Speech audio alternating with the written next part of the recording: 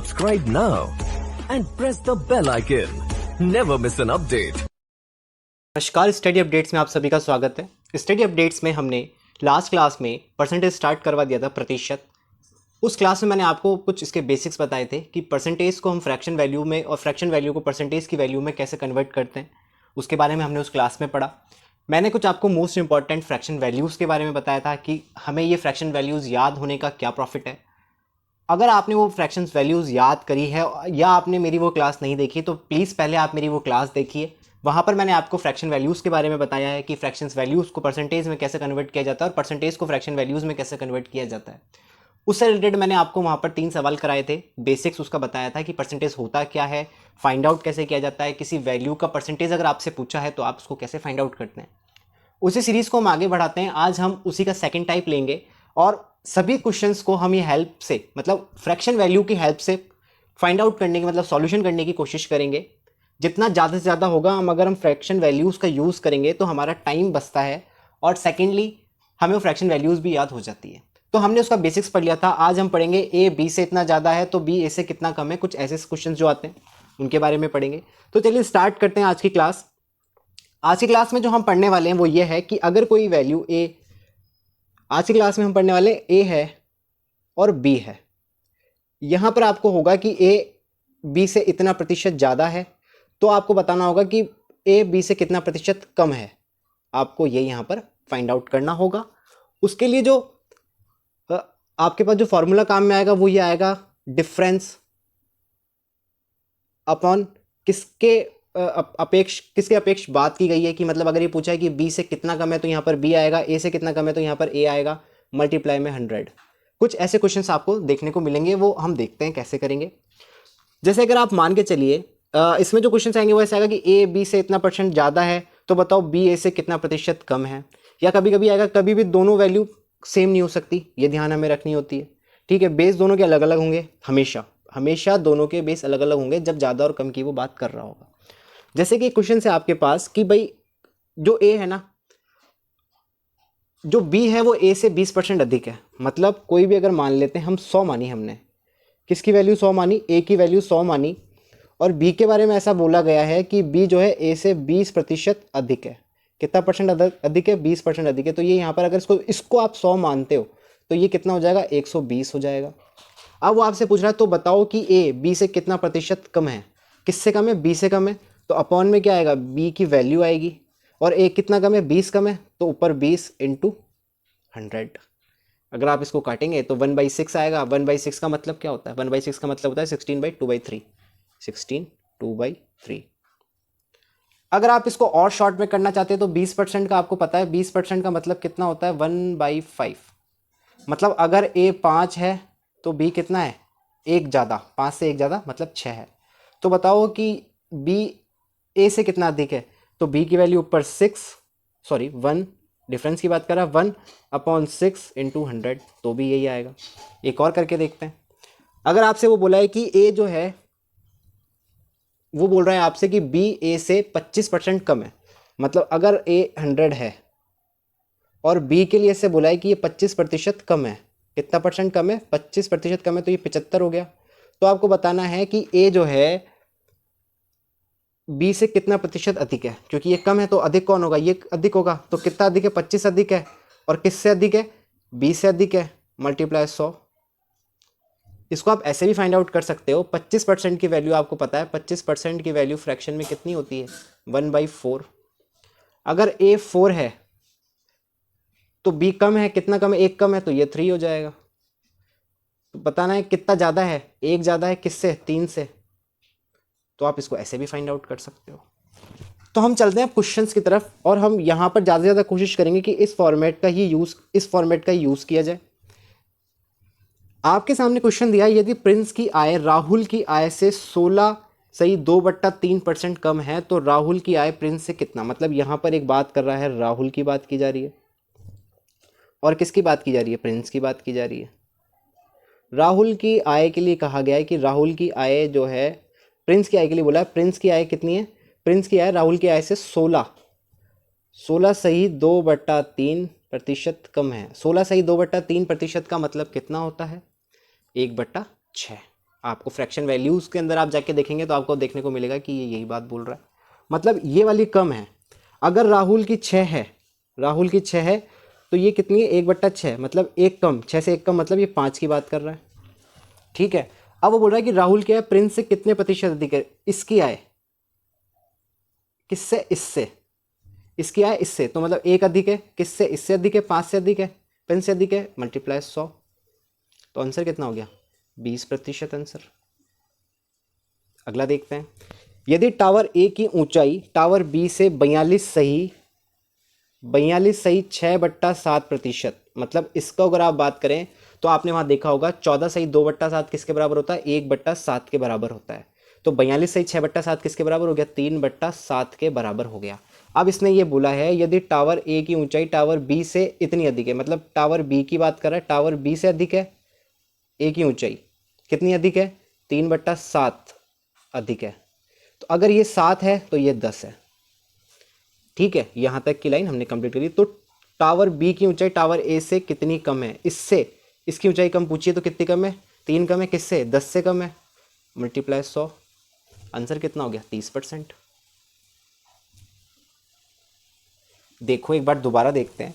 सबसे पहले बोला यदि टावर ए की ऊंचाई टावर बी से 42 सही 6/7% अधिक है तो टावर बी की ऊंचाई टावर ए से कितने प्रतिशत कम है। सबसे पहले यहां तक को सॉल्व करेंगे कि 42 सही 6/7 किसके बराबर होता है, 3/7 के बराबर होता है। तो ये बोल रहा है कि बी से 3/7 अधिक है। अगर बी 7 है, जो नीचे वाला जो होगा वो हमेशा उसकी वैल्यू की बात कर रहा है जिसके अपेक्ष में बात की जा रही है। तो मतलब ये बी की वैल्यू की बात कर रहा है, ऊपर इतनी अधिक है, मतलब 7 से 3 अधिक है तो कितनी होगी 10 अधिक हो गई।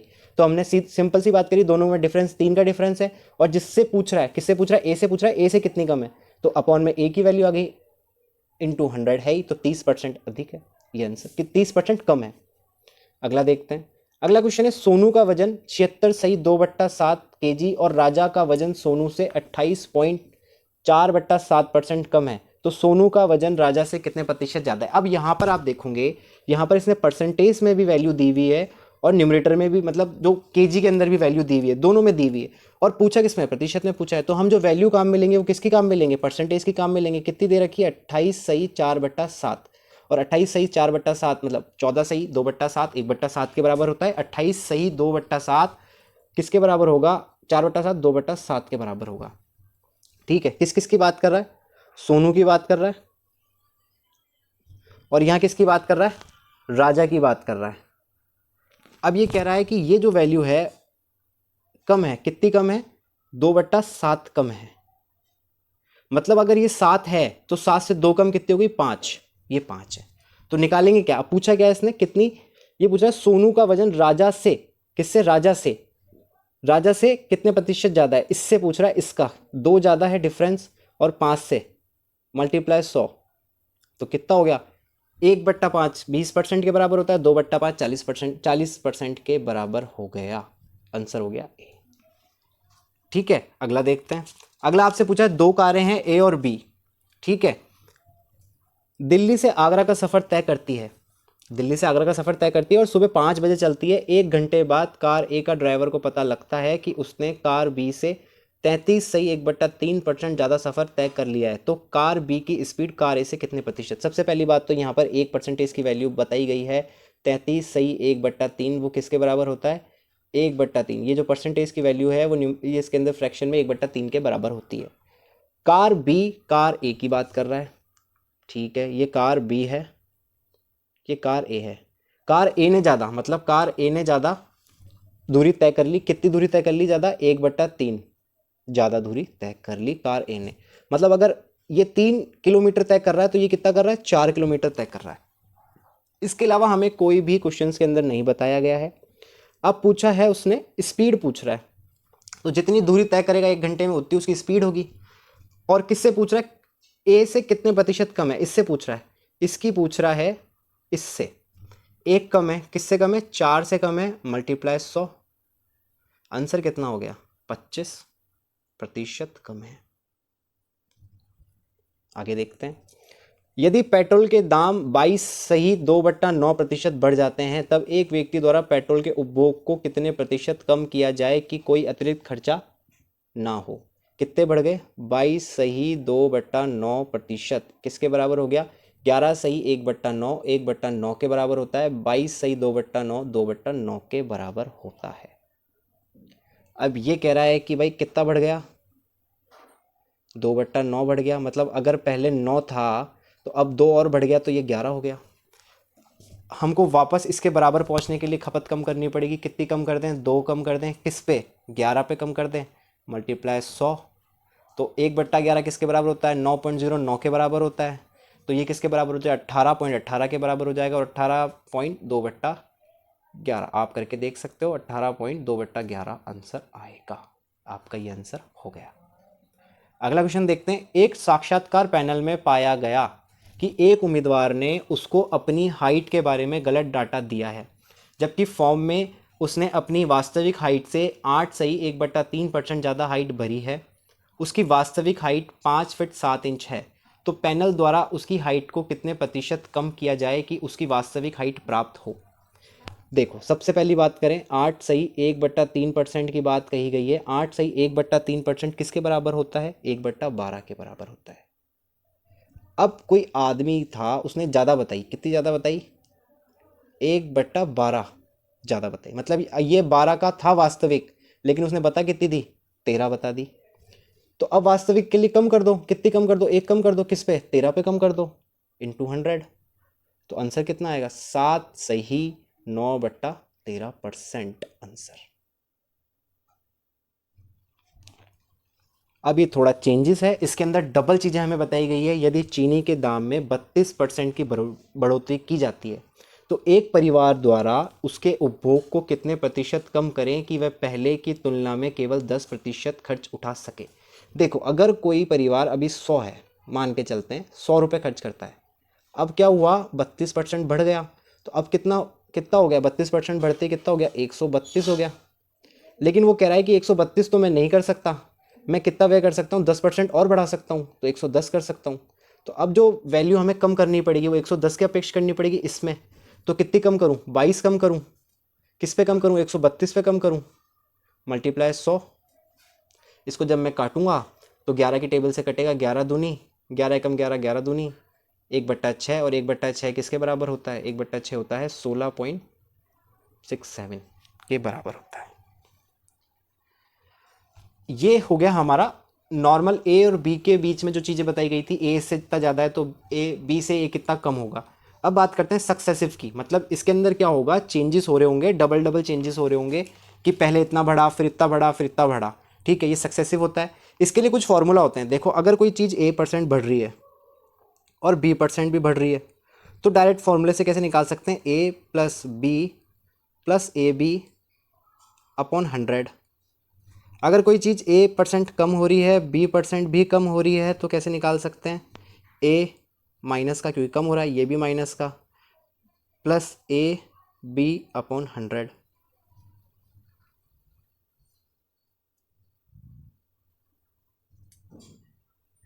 अगर A% तो बढ़ रही है और B% कम हो रही है तो कैसे निकालेंगे, A-B-AB/100। ये फॉर्मूले से भी आप इसको निकाल सकते हो। अगर A% तो कम हो रही है और B% बढ़ रही है तो फॉर्मूला क्या बन गया, -A+B-AB/100। और इसको आप डायरेक्ट भी निकाल सकते हो। जैसे कि क्वेश्चन है, भारतीय रेलवे बजट से पहले अपने किराए में 14% की बढ़ोतरी का निर्णय करती है और 10% बजट में भी बढ़ोतरी की जाती है। तो भारतीय रेलवे ने शुद्ध बढ़ोतरी कितने प्रतिशत की। देखो, आज अगर 100 रुपये का कोई टिकट है, कितने रुपए का टिकट है, 100 रुपये का टिकट है, तो बजट तो अभी तक आया नहीं है, लेकिन इन्होंने क्या करा, 14% की बढ़ोतरी कर दी। 100 का 14% कितना होता है, 14। मतलब 14 रुपये की बढ़ोतरी कर दी तो वो कितना हो गया, 114 रुपये हो गया। अब बजट घोषित हुआ, यहाँ तक की हमने बात कर ली, और 10% बजट में बजट आया, बजट में इन्होंने 10% और बढ़ा दिया। कितना बढ़ा दिया, 10%। किस पे, 114 पे। तो 10% इसका कितना होता है, 11.4।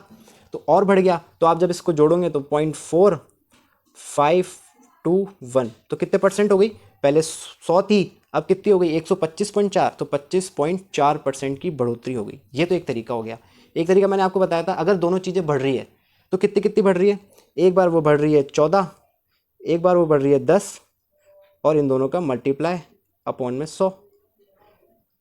14 और 10 कितने हो गए? 24 प्लस 1.4 तो 25.4% आंसर। उससे भी आप निकाल सकते हो, इससे भी आप निकाल सकते हो। तो आज की क्लास हमारी यहीं पे समाप्त होती है। हमने आज क्या पढ़ा? हमने आज बेसिक से एक अपर अपडेट पढ़ा कि ए बी से इतना प्रतिशत ज़्यादा है तो बी ए से कितना प्रतिशत कम होगा, हमने ये पढ़ा। हमने ये देखा कि सक्सेसिव कैसे बढ़ता जा रहा है, हमने उसके कुछ फॉर्मूले देखे। हम अगली क्लास के अंदर सक्सेसिव के साथ साथ शुगर बेस्ड और पॉपुलेशन बेस्ड जो क्वेश्चंस हमारे एग्जाम में पूछे जाते हैं, हम उन क्वेश्चंस की प्रैक्टिस करेंगे। अगर आपको मेरा पढ़ाना पसंद आ रहा है तो प्लीज़ मेरे चैनल को लाइक कीजिए, सब्सक्राइब कीजिए, शेयर कीजिए। और इस टॉपिक के प्रैक्टिस के लिए अगर आपको पीडीएफ की रिक्वायरमेंट है तो हमारे साथ जुड़िए हमारे टेलीग्राम चैनल पर। टेलीग्राम चैनल का जो लिंक है वो हमारे डिस्क्रिप्शन के अंदर है। अगर आपने मेरी और पुरानी क्लासेस नहीं देखी है तो प्लीज़ आप उन्हें देखिए।